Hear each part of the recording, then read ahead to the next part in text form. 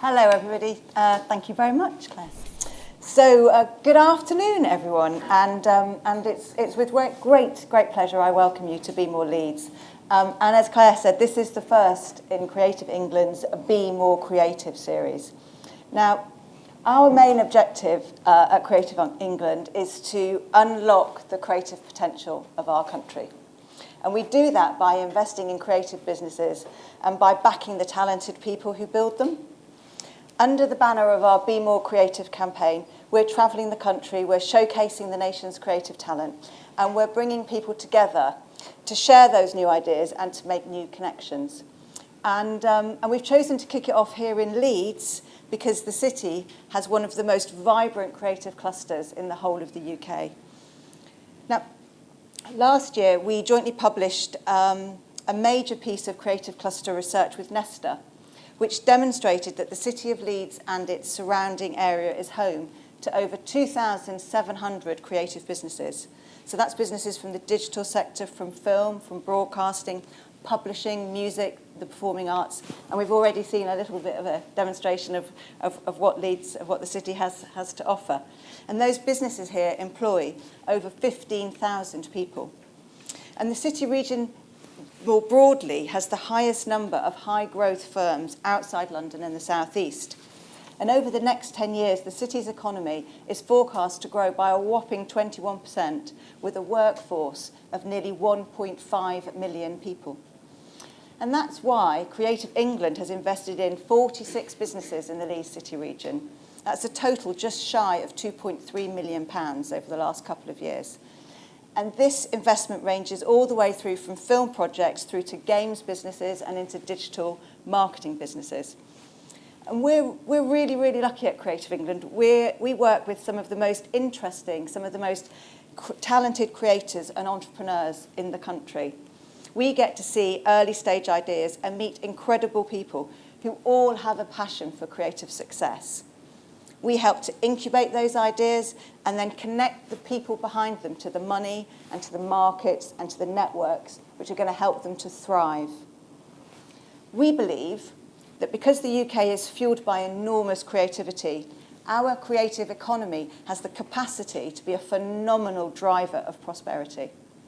Just look at how good our advertising industry is, the global reach of our music industry, the way in which UK TV formats are translated all over the world. Just talking to the makers of MasterChef the other day, they've just opened their latest franchise in their 52nd country. We've got huge numbers of film productions all wanting to come and film here in the UK.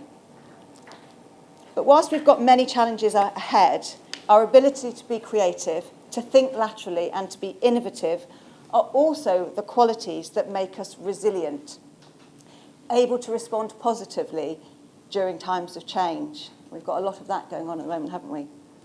And there's no shortage of issues to be addressed. The Social Mobility Commission, which is chaired by Alan Milburn, reported recently on its review of social mobility trends over the last 20 years. And its findings, I'm afraid, are a bit depressing. It found that we're living in an increasingly divided society. Our globalised economy is separating us into winners and losers. Unfortunately, inequality is getting worse. And that feeling of division and inequality is a whole lot worse if you also feel as if no one's listening, if your voice is unheard, if your experience is unrepresented. The day-to-day reality of that inequality is so much more visceral. Now, I began my career working in community arts, making with films with people who didn't feel represented and providing them with the platform where together we could express their hopes, their fears, and their ideas, their voice. For a Scottish daughter whose family was dispersed all over the world and who was forever on the move, books, film, music, Top of the Pops, Coronation Street, they were just some of the very few constant things in my life. And finding my own voice through working with artists and with musicians and with filmmakers was definitely the making of me. I believe that more than any other discipline, creativity and creative expression has the potential to make things better And yes, I know that sounds a little bit girly, doesn't it? But it's true. To unlock the intellectual capital that drives this country, creating a level playing field of opportunity, allowing our diverse range of voices has never been more important. And where we are today has a great pedigree in producing those voices, from Alan Bennett and Kay Mellor to Julian Barrett of the Mighty Boosh, Leeds alumni, all with unique and distinctive voices that have brought us fresh perspectives on the world. Bridget Jones, created by Leeds' own Helen Fielding, captured the zeitgeist of her generation because her daily trials and tribulations resonated with those of us who really do have to do the calorie maths when it comes to choosing between cheese or chocolate. And although voice and self-expression and representation are crucially important, they are only part of the equation. The other part of the equation, of course, must be about economic sustainability. Some of the great change makers, the great voices in our history, have been able to have an impact because they also operated from a strong business base. After all, we are the creative industries. We are a significant business sector and a very powerful one. We generate £87 billion a year and we employ over 2 million people. These are impressive numbers. And although we may no longer be surprised to hear about the economic disparity in our country, that inequality is costing us all a lot of money, and it's wasting our most precious natural resource, human capital. The Core Cities Group recently published a report which costed the regional disparity implications of our national wealth.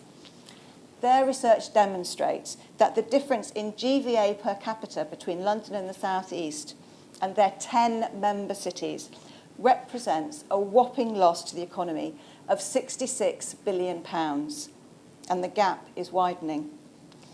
I firmly believe that investing in the creative industries is one of the best ways we have to start closing that gap, because it's not talent that's spread unevenly, it's opportunity. Let's take our Games Lab programme as an example. We've brought Games Lab to Leeds to support developers and video games companies. Based here in the city centre, we're working with 21 games developers, developing content across a range of platforms. 5 of them are targeting AR and VR. Now, we've been running Games Lab for about 3 years now in different cities, and we're seeing a real growth in the companies who go through that programme. They're increasing their turnover, they're employing more people, and crucially, they're making really great games. We open up opportunities in other ways too, by encouraging creative entrepreneurs to be more ambitious, to think out of the box. Many of the ideas we've supported have moved from one part of the business sector to another. So, for example, Notes on Blindness, which is a documentary about the moving true story of a man's journey as he loses his sight, which I must mention, by the way, was nominated for 3 BAFTAs this year. That we were involved in developing that from a very early start when it was a short film. The filmmakers took an innovative approach to developing that story. They looked beyond the traditional film format to produce an immersive VR version, which they released alongside the feature. And we have many other examples too. We have TV producers moving into film. We've got sound designers moving from film to video games. Marketing companies who are employing game designers to improve customer engagement. Storytellers helping to capture data to enable us to manage our health better. And practically everyone trying to work out how to distinguish themselves by synthesizing creativity and tech. What is clear, and what you will see from the businesses presenting this afternoon, is a real opportunity for the creative and content industries to drive solutions in other parts of the economy. You only have to look around Leeds to see how the city is championing that fusion of future technologies and creativity. Leeds Beckett University, for example, has realised the really important synergy between creative voice and tech with its creative technology courses. And Leeds College of Music is working with developers to create their own AR software within the recording studio format. And Leeds-based TikTok Unlocked, as many of you will know, pioneered one of the first hyper-reality experience gaming extravaganzas at this year's Leeds International Festival. What's driving these new technologies, get the words right, Caroline, what's pushing the boundaries is the demands of content creators. The geeks of Silicon Valley may have invented computer animation, but it was the storytellers and the artists of Pixar that gave computer animation the magical life with films like Toy Story. And content is not just about money. It's also about enriching human experiences. Cities that embrace the creative industries are doing far more than delivering jobs and growth. They're making their cities better, more stimulating places to live. In the same way, Creative England does more than connect people and businesses to the money, the markets, and the networks that will help them move on to their next stage. We also help them to develop their creative ideas and improve their business acumen so that they're able to make a difference in the market, but also in their communities. We're brokers. We facilitate collaborative relationships across a range of people, businesses, and sectors.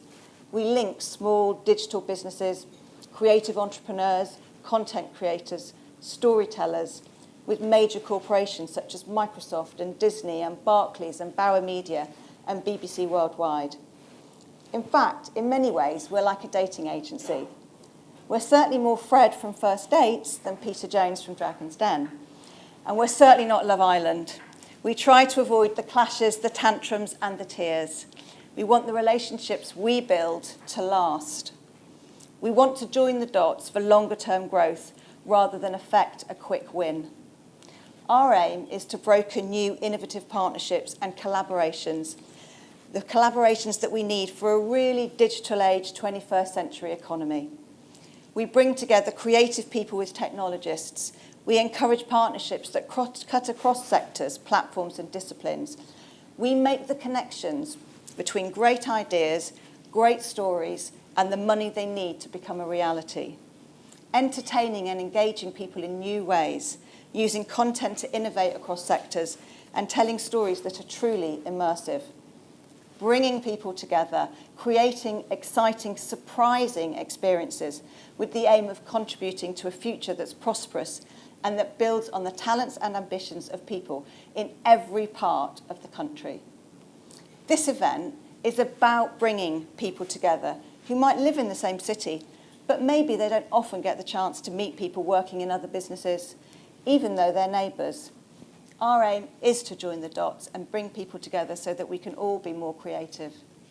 That's what we care about, and I hope that's one of the reasons that has brought you here today. Thank you very much, everybody.